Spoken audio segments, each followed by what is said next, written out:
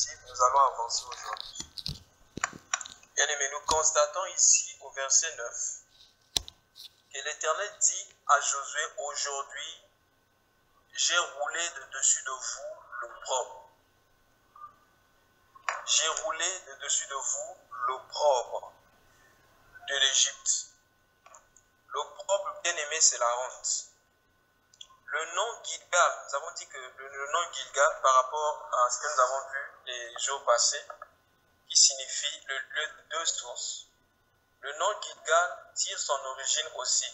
La racine du mot signifie débarrasser.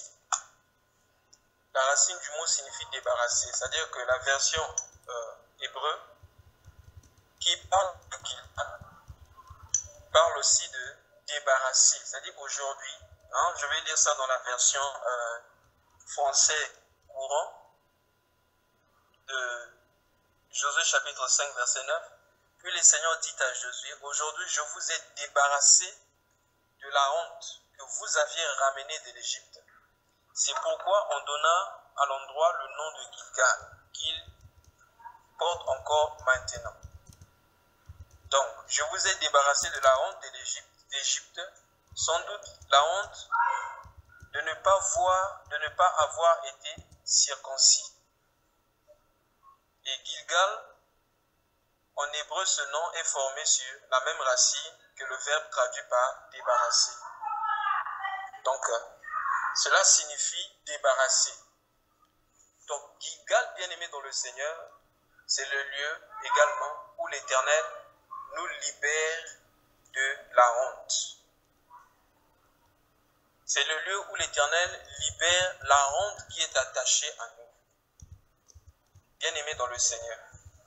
Nous remarquons ici, nous verrons ça un peu plus devant, puisque nous allons parler, c'est la deuxième fois ou encore la première fois après la sortie de l'Égypte que les enfants d'Israël vont célébrer la Pâque. Donc juste après la circoncision. Alors, qu'est-ce que nous remarquons? Pour que l'Éternel enlève la honte qu'ils avaient depuis leur sortie d'Égypte, Dieu a demandé à Josué, on peut lire ça au verset 2, la Bible dit en ce temps-là, l'Éternel dit à Josué, fais-toi des couteaux de pierre et circoncis de nouveau les enfants d'Israël une seconde fois. Bien aimé, c'est très important. Nous avons dit que la circoncision, pour nous qui sommes dans la nouvelle alliance, on ne parle pas de circoncision selon la chair, mais nous parlons de la circoncision du cœur, c'est-à-dire la repentance, la vraie repentance. Mais regardez ici, bien aimé, au verset 2, le moyen que l'Éternel va utiliser, ou encore les instruments que l'Éternel va demander à Josué d'utiliser pour la circoncision. L'Éternel dit à Josué d'utiliser, bien aimé, les pierres. Donc, les couteaux de pierre, c'est-à-dire que c'était des pierres certainement taillées en forme de couteau qu'on utilisait en ce temps-là pour couper les objets. Mais bien aimé, lorsque nous voyons la pierre, cela attire notre attention par rapport à nous qui sommes l'Église. Vous vous souvenez que la maison de Salomon, ou encore le temple au temps de Salomon, fut construit par des pierres. On avait utilisé des pierres pour bâtir le temple de Salomon. Et nous savons que le temple, en ce temps de la fin, c'est non seulement le chrétien seul qui est le temple du Saint-Esprit, mais l'ensemble des chrétiens forment aussi, bien aimé, le temple. Et l'apôtre Pierre a dit ça, quand il dit, comme des pierres vivantes, nous formons une maison sainte pour offrir à Dieu des sacrifices. Nous allons lire ça. C'est dans l'épître de Pierre, au chapitre, excusez-moi,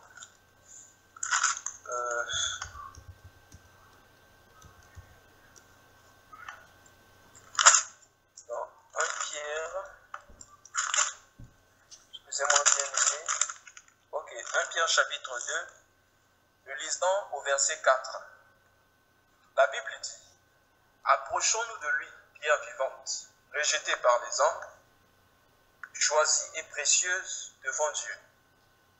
Et vous-même, comme des pierres vivantes, édifiez-vous pour former une maison spirituelle, un saint sacerdoce, afin d'offrir des victimes spirituelles agréables à Dieu par Jésus-Christ. Amen.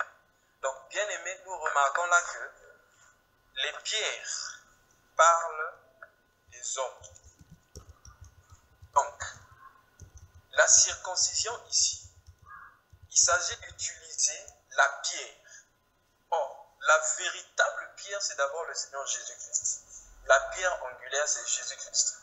Mais nous, nous sommes aussi bien aimés des pierres parce que nous faisons partie du corps du Seigneur. C'est-à-dire, nous tous, nous formons le corps du Seigneur. Mais la Bible dit ici que Dieu va dire à Josué d'utiliser les pierres pour la circoncision. Or, nous comprenons par là, comme la Bible dit dans Hébreux chapitre 1, ça c'est un verset que les bien-aimés du message du temps de la fin, ou encore ceux qu'on appelle les branhamistes, n'aiment pas. Les branhamistes n'aiment pas ce passage. Dans Hébreux chapitre 1, la Bible dit, à partir du verset 1, jusqu'au verset, on peut lire jusqu'au verset 3. Après avoir autrefois, à plusieurs reprises et de plusieurs manières, parlé à nos pères par des prophètes, Dieu, dans ces derniers temps, nous a parlé par le Fils, qu'il a établi héritier de toutes choses, par lesquelles il a aussi créé le monde. Et qui étant le reflet de sa gloire et l'empreinte de sa personne, et soutenant toutes choses par sa parole puissante, a fait la purification des péchés et s'est assis à la droite de la majesté divine dans le lieu très haut. Amen. Alors, la Bible dit ici que, en ces temps de la fin, l'Éternel parle par le Fils. Parce que les bien-aimés du message du temps de la fin disent que si nous ne croyons pas au message annoncé par le frère Branham, nous ne pourrons pas hériter le ciel. Parce que la voix du temps de la fin, c'est la voix du frère Branham.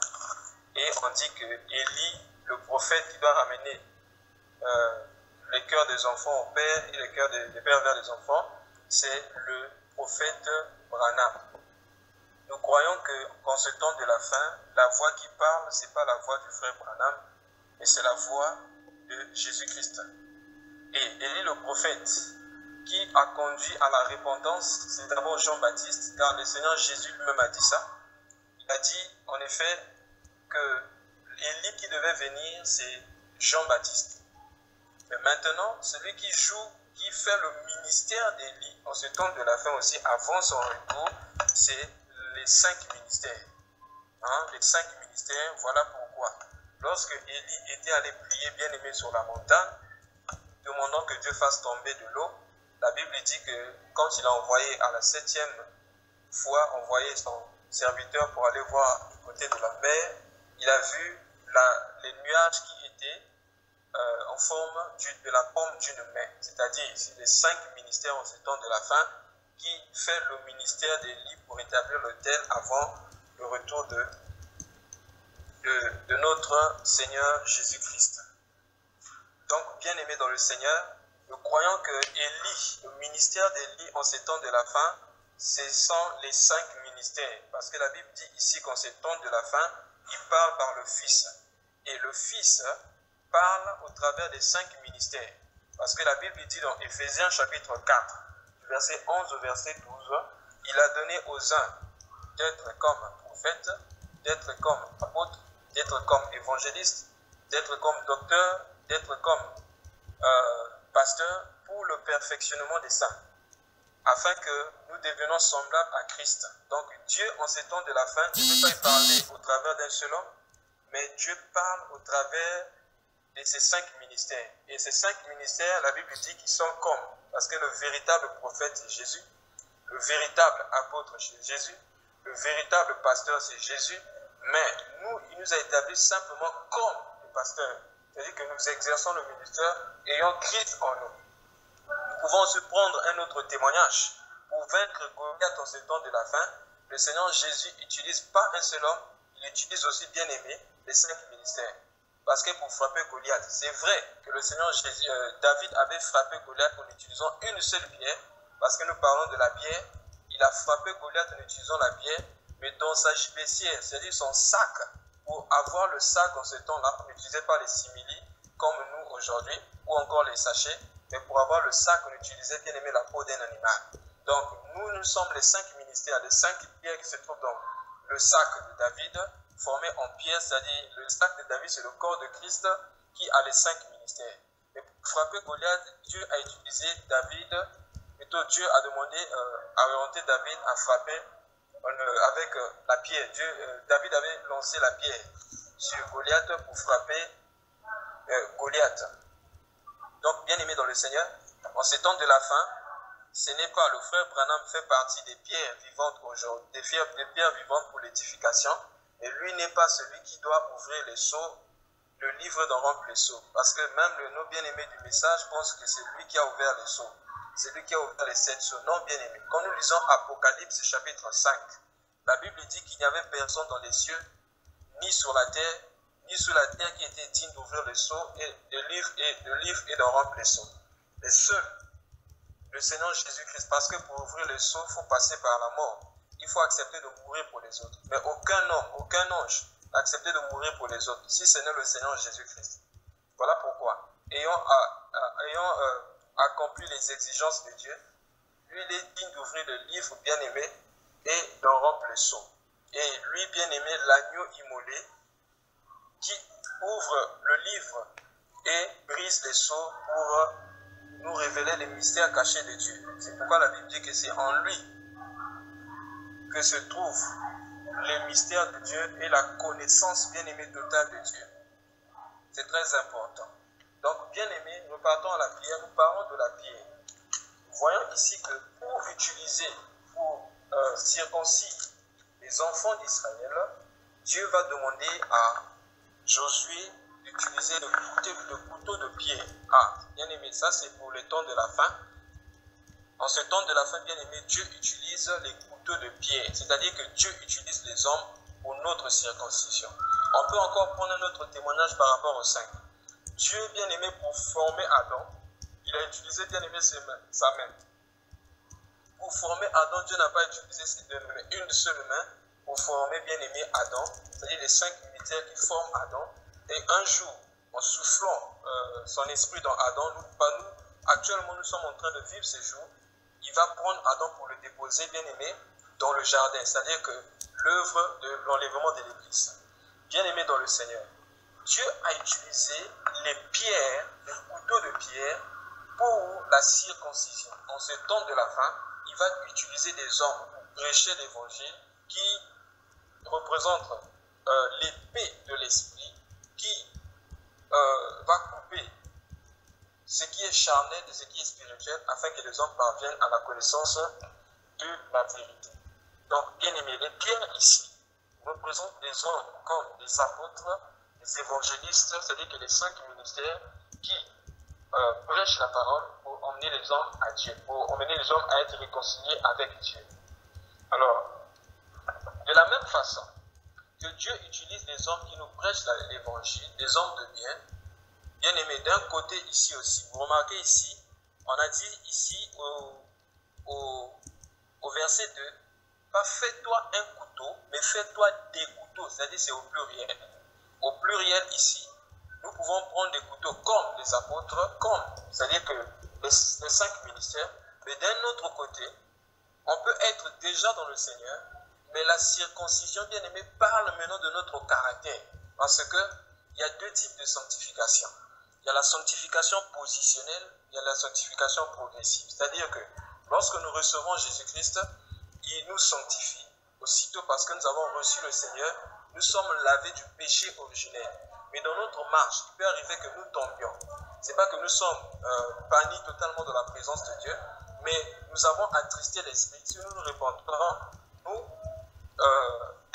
nous sommes réconciliés avec Dieu par rapport à la paix dans notre cœur. Donc, Dieu utilise les apôtres pour nous prêcher l'évangile, mais Dieu peut aussi, bien aimé, utiliser les hommes, les méchants, les hommes que nous n'aimons pas, pour nous conduire à la circoncision ou à la purification. C'est très important. Les couteaux ici, bien aimés, ça peut être des hommes de bien, comme ça peut être aussi, bien aimés, des hommes qui nous cherchent du mal. C'est très important. Bien aimés, il est plus facile pour nous de supporter le mal qu'un homme, c'est-à-dire qu'un méchant, quelqu'un que nous considérons comme un ennemi nous fait, que quelqu'un qui est proche de nous. C'est très important.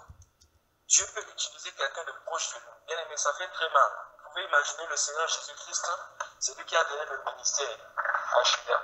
C'est lui qui a conduit Judas, etc. Mais le même Judas va trahir Jésus. Et le Seigneur dit, c'était déjà écrit dans les psaumes, que celui qui mange le pain avec moi a levé son talon contre moi. Ça veut dire quoi? C'est toujours celui qui est proche de toi qui peut facilement te trahir. C'est toujours celui qui est proche de toi qui peut facilement te détruire.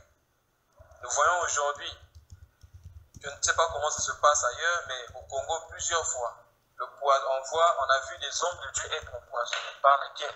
Par les frères et les sœurs, et même par des hommes de Dieu. Simplement que parfois, à cause de la jalousie, on empoisonne l'homme de Dieu. Mais pour empoisonner quelqu'un, il faut être quelqu'un qui est vraiment proche de la personne. C'est comme ça aussi, bien aimé dans le Seigneur.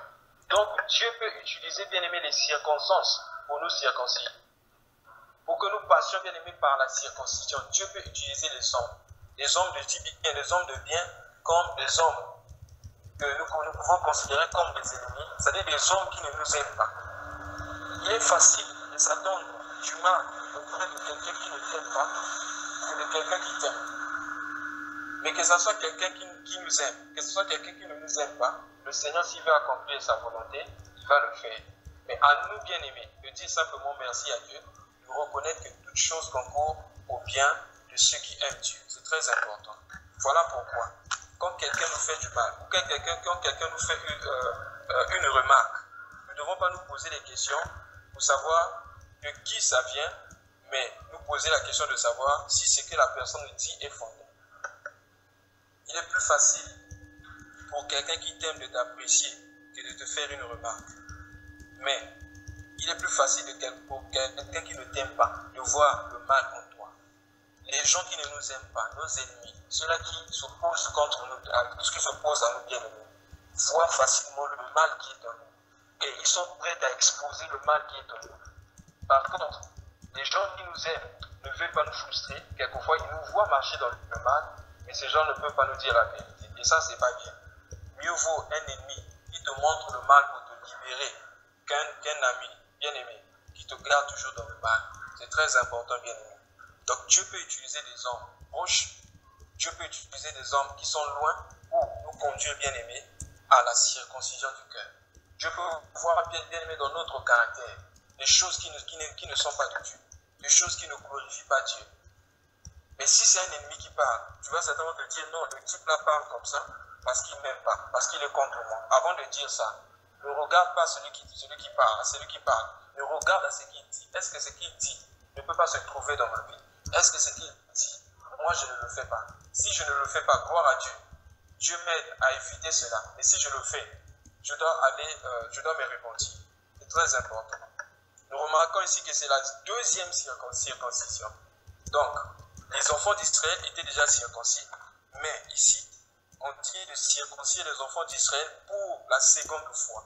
Bien-aimé, dans notre vie, je crois que c'est le bien-aimé Paul, ou le frère Frédéric qui avait dit ça, si nous arrivons, bien-aimé, à un niveau où nous pensons que nous n'avons rien pour nous repentir, bien-aimé, et que nous ne cherchons pas dans la présence de Dieu, s'il y a quelque chose qui ne glorifie pas Dieu dans notre vie, c'est fini, nous sommes tombés bien. Dans notre vie bien-aimée de tous les jours, si nous sommes dans la présence de Dieu, si nous marchons avec Dieu, nous verrons toujours quelque chose à enlever. Nous verrons toujours quelque chose qui n'est pas de Dieu. Parce que bien-aimés, nous tendons vers la perfection. Nous n'avons pas encore atteint la perfection, mais nous sommes en train de marcher vers la perfection. Et nous devons bien-aimés continuer dans cette course-là. Et demandons toujours à Dieu, Seigneur, qu'est-ce qui n'est pas de toi en moi? Qu'est-ce qui ne te glorifie pas en moi? C'est alors, bien-aimé, nous allons expérimenter la véritable délivrance, bien-aimée, à Gilgal. Donc, le Seigneur peut utiliser des hommes bien-aimés pour nous délivrer de la honte. pour nous libérer de la honte. Généralement, la honte, la honte représente notre faiblesse. Et la personne qui a des faiblesses, généralement, n'aime pas qu'on parle de ces faiblesses-là. Généralement, n'aime pas qu'on touche ces faiblesses-là. Mais bien aimé, Dieu pour nous guérir. C'est comme à l'hôpital, bien aimé. Si nous avons une partie, bien aimée, pourrie dans notre corps, si on ne touche pas cette partie en utilisant des lames pour l'opération, on va rester malade et le poison ou encore le microbe va s'installer dans tout le corps et nous serons morts. Mais Dieu pour nous guérir, Dieu va bien aimer toucher la partie qui représente notre faiblesse. Et c'est là, bien aimé, que nous allons expérimenter notre véritable délivrance. Donc, Gilgal, bien aimé, c'est le lieu où Dieu enlève la honte. Parce que, bien aimé, il y a une différence entre la loi et la grâce. Dans la loi, bien aimé, dans le Seigneur, quand Dieu a donné la loi sur le sacrifice, nous remarquons que le jour du Yom Kippour, c'est-à-dire le jour du grand pardon, où le souverain sacrificateur entrait une seule fois par an pour faire le sacrifice, on remarque que la Bible dit que là-bas le péché n'était que couvert. Mais la Bible explique que, on va lire ça, bien aimé, on va lire ça, prenons Hébreu. Là-bas, l'auteur de l'Épître aux Hébreux a bien parlé de ces choses. Hébreu chapitre, on va lire le chapitre 10. On va lire Hébreu chapitre 10 pour comprendre, bien aimé, ces choses. Hébreu chapitre 10, à partir du verset 1, on va lire jusqu'au verset 7. Donc on va prendre les deux niveaux en même temps. Hébreu chapitre 10, du verset 1 jusqu'au verset 7. S'il y a un bien-aimé qui est à la page, pour nous lire, ça va nous faire du bien.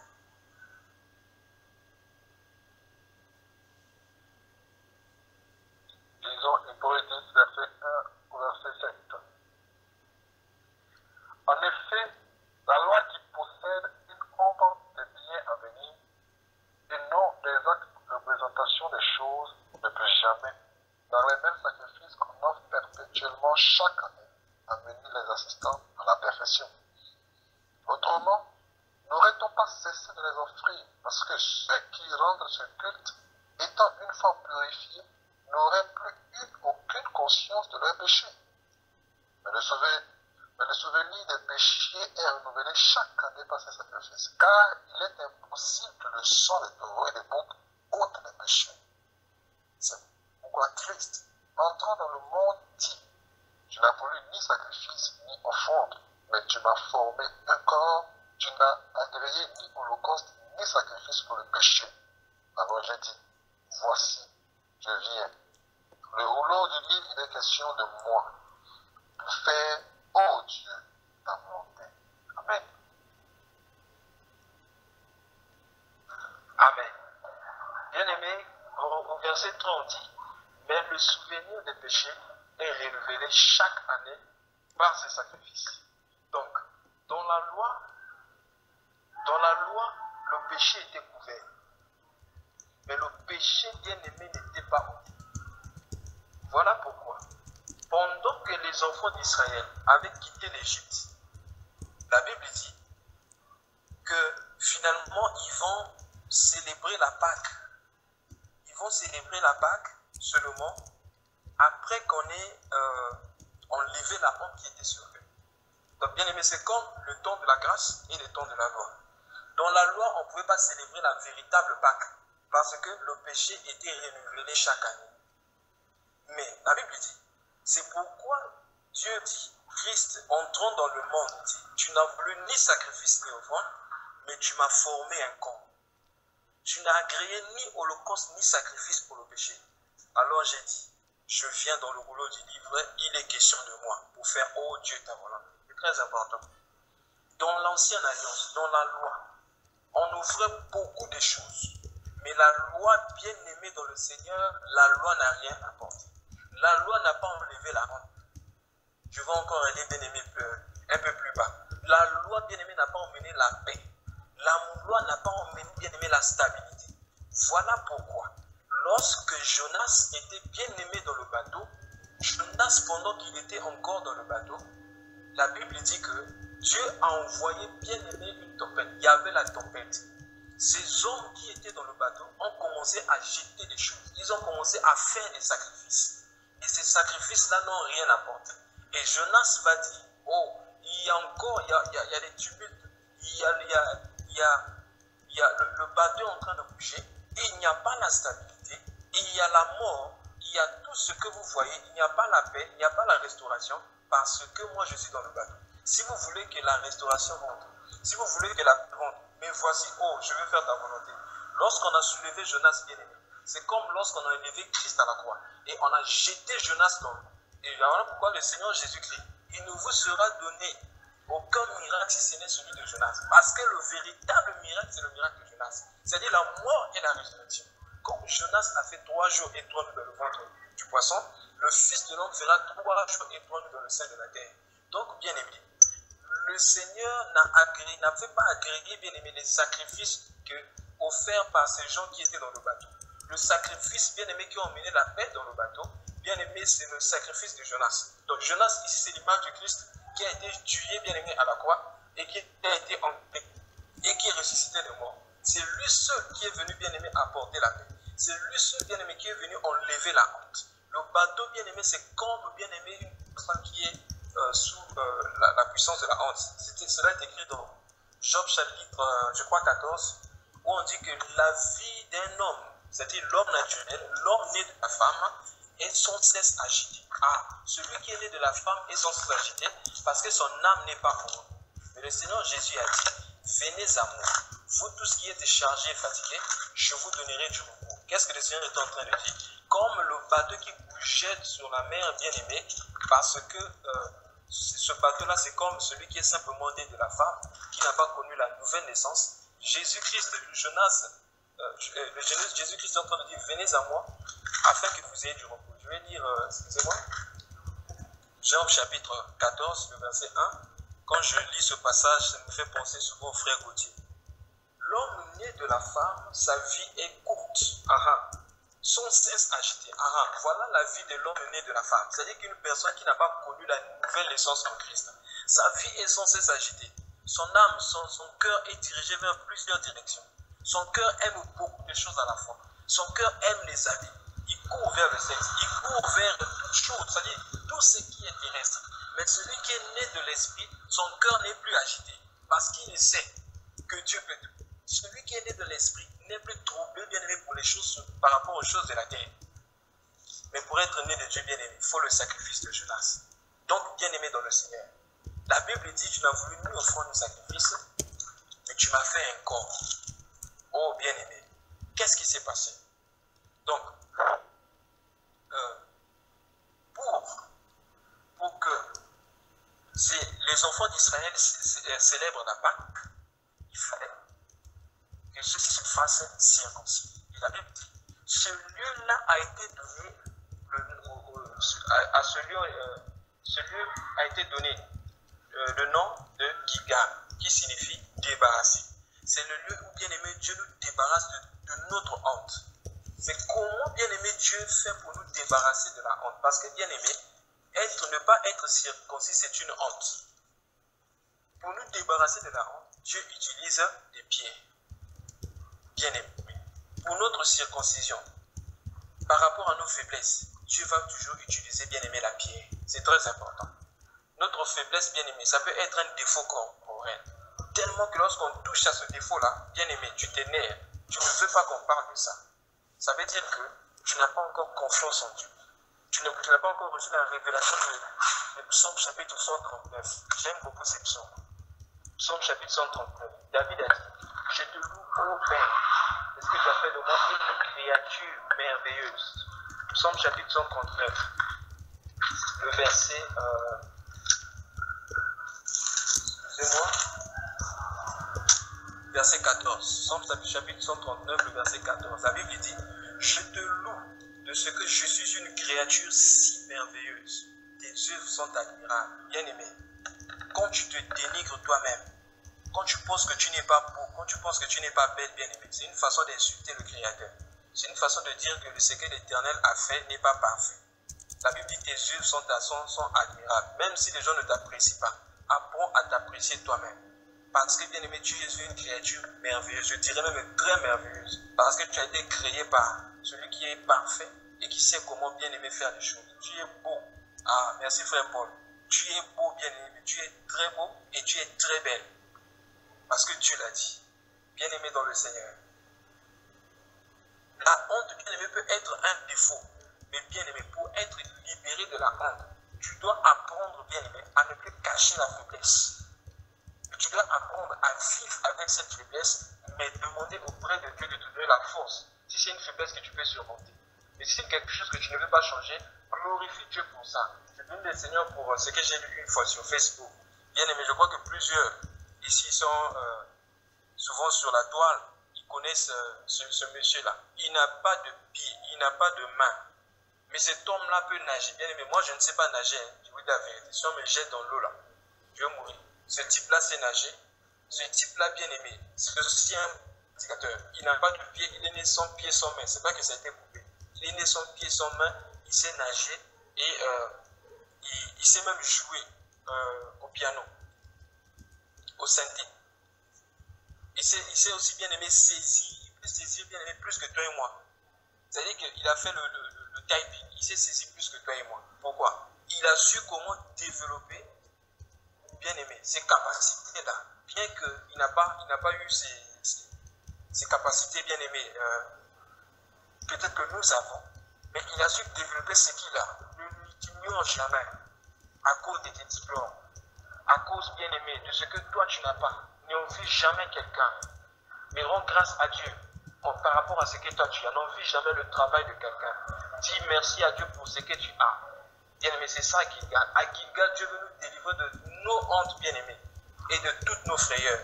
Si un bien-aimé peut nous balancer le verset des psaumes qui dit « Tu m'as délivré de toutes mes frayeurs ». À Gilgal, Dieu nous délivre des frayeurs. Pas seulement d'une frayeur, mais de nos frayeurs. Et de notre honte. Comment est-ce que Jésus avait procédé pour guérir l'homme à la main sèche? Comment est-ce que Jésus avait procédé pour guérir l'homme à la main sèche? Nous pouvons prendre ça dans Marc chapitre, je crois que c'est Marc chapitre 3, pour voir que quelquefois pour nous guérir, pour nous libérer bien aimé de la honte, Dieu bien aimé commence par nous exposer. La guérison de l'homme à la main sèche, c'est dans, excusez-moi, je cherche le passage où Jésus, c'était le jour de sabbat. Je crois que c'est dans Marc chapitre, voilà, Marc chapitre 2. Marc chapitre 2. Et, excusez-moi, pas ça. Marc chapitre 2 sont les peines de proportion. Voilà, Marc chapitre 3, à partir du verset 1, c'est ça. Marc 3, à partir du verset 1. Et nous allons lire jusqu'au verset 5. Jésus entra de nouveau dans la synagogue. Il s'y trouvait un homme qui avait la main sèche. Ils observaient Jésus pour voir s'il le guérirait le jour du sabbat. C'était afin de pouvoir l'accuser. Et Jésus dit à l'homme qui a regardé bien comment est-ce que le Seigneur procède pour libérer cet homme de sa faiblesse. Jésus dit à l'homme qui avait la main sèche, lève-toi là au milieu. Bien aimé, lorsque nous avons bien aimé des faiblesses, certainement on fuit, on ne veut même pas bien aimer, on ne veut même pas se présenter devant les hommes.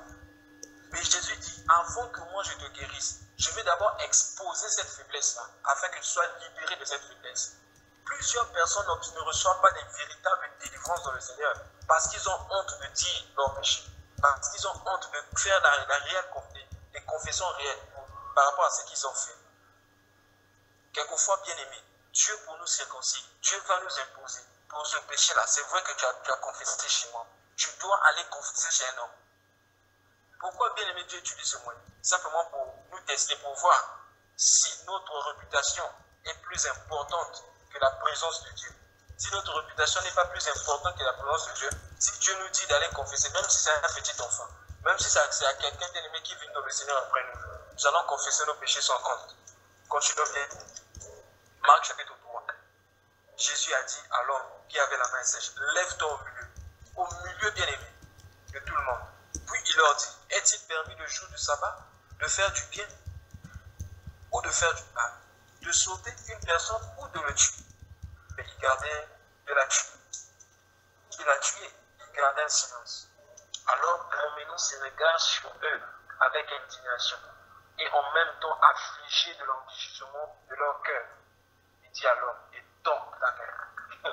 Étends ta main. Certainement cet homme avait l'habitude de cacher sa main. Comme nous avons vu la fois passée, que Dieu va utiliser seulement notre faiblesse là, dans le cas de Ehud, pour détruire le malin. L'homme avait l'habitude de cacher son péché, dans son péché. Peut-être que le diable est en train de te massacrer avec des mauvaises pensées, de te montrer ta faiblesse. Et toi, tu veux cacher ça, bien aimé. Le Seigneur dit, étends ta main, montre ce péché-là à tout le monde. Ça, c'était le style bien aimé, même des gens de l'église primitive. On dit que les magiciens venaient confesser leur péché devant tout le monde. Et ils jetaient les objets qu'ils utilisaient pour la magie devant tout le monde. Pourquoi? Parce que lorsqu'on expose le péché bien aimé, le péché perd sa force. C'est pourquoi Hébreu, et plutôt Proverbe chapitre 28, verset 13 dit, celui qui cache ses transgressions ne prospère point, mais celui qui les avoue et les délaisse obtient miséricorde. Certaines personnes, pour être guéries de leur maladie, ils doivent confesser les péchés. Parce que la plupart des maladies bien aimées ont pour origine le péché, ont pour origine les mauvais esprits. Et lorsque nous confessons ces péchés, nous exposons ces esprits-là. La bien-aimée, la délivrance va venir. Et bien-aimé, à Gilgal, c'est le lieu où Dieu, bien-aimé, nous appelle, nous place au milieu des gens sans honte. Nous exposons, bien-aimé, nos péchés. Nous exposons, bien-aimé, nos faiblesses, sans honte, mais pas à n'importe qui. Pas aux gens qui vont aller parler de nous partout. Pas aux gens qui vont aller, bien-aimé, étaler notre vie, nos faiblesses partout. Mais aux gens sages, bien sûr. Mais cet homme-là a été guéri. Je peux prendre il y a plusieurs exemples bien-aimés qui parlent de ça. On peut voir bien-aimé l'histoire de la femme qui avait la perte de sang. Lévitique bien-aimé dit que lorsqu'une femme était bien-aimée, lorsque le sang coulait d'une femme, cette femme ne pouvait pas rester dans la ville. Tout ce qu'elle touchait était impur. Elle était rejetée. Parce que tout ce qu'elle touchait était impur. Mais on voit que cette femme a eu le coulement de sang bien-aimé pendant 12 ans. Mais lorsqu'elle a entendu parler de Jésus, bien-aimé, il y avait la foule qui était là. La foule, bien-aimé, va toujours te dire de ne pas confesser ton péché. La foule va toujours, bien-aimé, venir, bien-aimé, pour essayer de t'étouffer. Mais cette femme, bien-aimée, avait compris une chose. Quel que soit ce que la foule va dire sur moi, ça, c'est l'opportunité que Dieu m'a donnée. Parce que cette femme, bien-aimée, était devant Gilgal. Gilgal, bien-aimé, était en train de passer. Le Seigneur Jésus passait par là. Et ayant entendu parler de lui, la Bible dit, elle est venue par derrière. Et elle a touché son vêtement. Parce que, bien-aimé, c'était un risque. Venir toucher le vêtement. Parce que tout ce que cette femme-là, bien-aimée, touchait était impur. Donc, en réalité, lorsque le Seigneur s'est laissé toucher par cette femme, en réalité, lorsque cette femme a touché le Seigneur Jésus, il y a eu un transfert, bien-aimé, de l'impureté. L'impureté de cette femme est rentrée dans Jésus. Et dans Jésus-Christ, la pureté et la puissance de la guérison est sortie. Voilà pourquoi le Seigneur Jésus s'est arrêté. Et il dit, qui m'a touché? Pierre va dire au Seigneur Jésus, oh, mais Seigneur, comment peux-tu demander si quelqu'un t'a touché? Voici, tu es environné par plusieurs personnes. Et le Seigneur dit, parce que j'ai senti qu'une force est sortie de moi. Bien aimé, quelquefois pour que la force sorte du Seigneur pour venir délivrer et pour nous délivrer, pour que nous puissions expérimenter la puissance de Dieu dans n'importe quel domaine. Quelquefois, nous devons accepter le chemin, bien aimé, de la honte que Dieu place devant nous. On peut aussi voir, bien aimé, l'exemple, bien aimé, des 10 lépreux. Les 10 lépreux, certainement, avaient appris ce que le Seigneur Jésus avait fait dans la vie de ce lépreux-là à qui Jésus a dit, je le veux, sois pur. Mais le Seigneur a utilisé, bien aimé, une autre méthode. Qu'est-ce que le Seigneur a dit à ces hommes? Allez vous présenter aux sacrificateurs. Bien aimé, c'était une honte parce que les sacrificateurs étaient ceux-là qui déclaraient pur ou impur des gens. Eux, ils savaient qu'ils étaient impurs. Et en Israël, lorsqu'on avait la lèpre, on s'arrangeait à ce que les gens ne le sachent pas. Parce que celui qui était lépreux devait rester hors du camp, non seulement hors du camp, mais ne pouvait pas bénéficier, bien aimé, des bénédictions du temple, ne pouvait pas rentrer dans le temple pour adorer. Et ces gens-là se cachaient quand ils sont venus vers Jésus pour être guéris. Mais le Seigneur va utiliser notre méthode. Allez vous présenter aux sacrificateurs. C'est-à-dire que le Seigneur dit, allez à Gilgal, le lieu de la honte. Et ils ont dit, parce que le Seigneur a dit, je dois passer par la honte. Je m'en fous de ce que les hommes vont dire. Je vais me présenter au sacrificateur. David dit, pendant qu'il marche, il faut guérir en chemin. Bien aimé, quelle est ta situation? Est-ce que tu as encore quelque chose sur toi aujourd'hui que tu ne veux pas confesser? Tu as peur peut-être que ton identité ou encore ta réputation soit détruite. Bien aimé dans le Seigneur, à Gilgal, bien aimé, le lieu de la délivrance, c'est le lieu où le Seigneur nous appelle à confesser. Et bien aimé, il y a quelque chose qui doit se passer à Gilgal. À Gilgal, la Bible dit, c'est aujourd'hui que j'enlève l'opprobre, la honte qui est sur vous. Bien aimé, quand le Seigneur nous délivre de la honte, c'est une honte, bien aimé, qui va partir totalement. On va dire encore quelque chose, bien aimé. Si un frère peut prendre Hébreux chapitre 9, verset 14 au verset 15. Hébreux chapitre 9, du verset 14 au verset 15.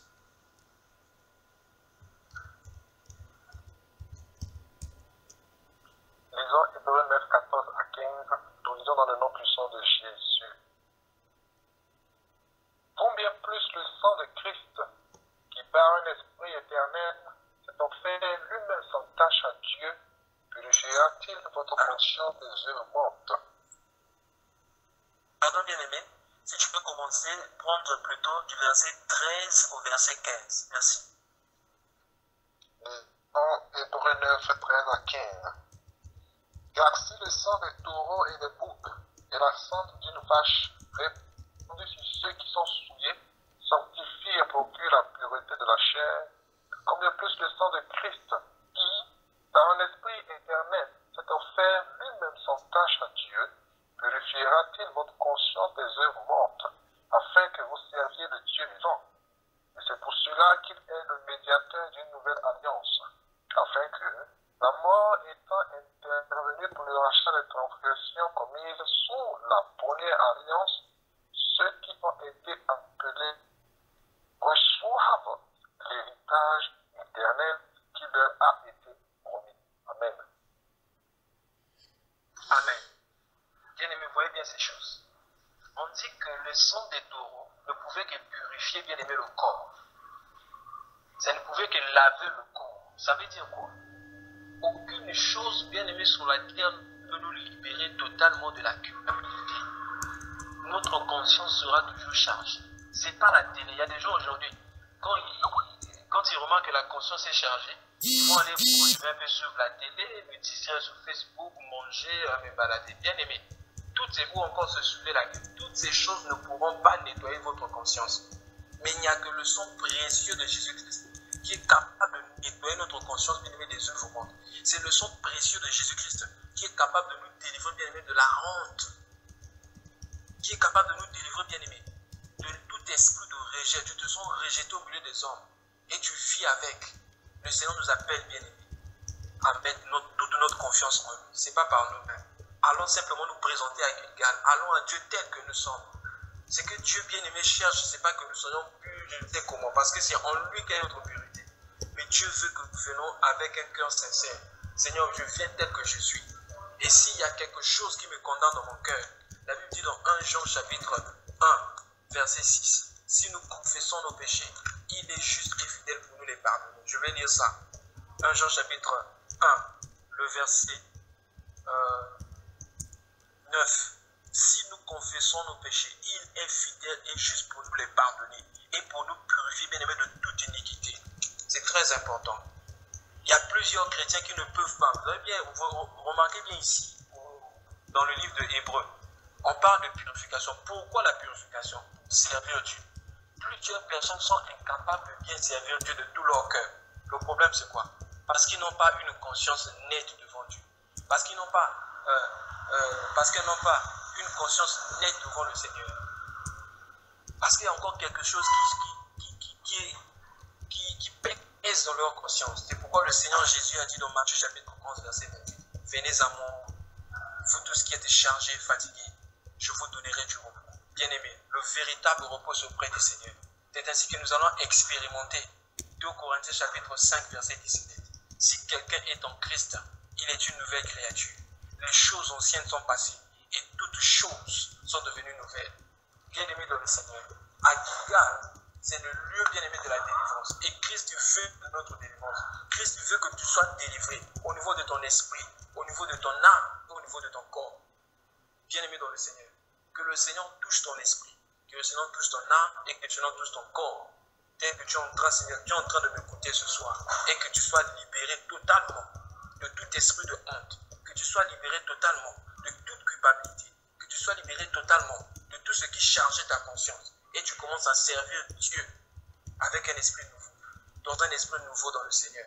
Que Dieu te bénisse. Amen.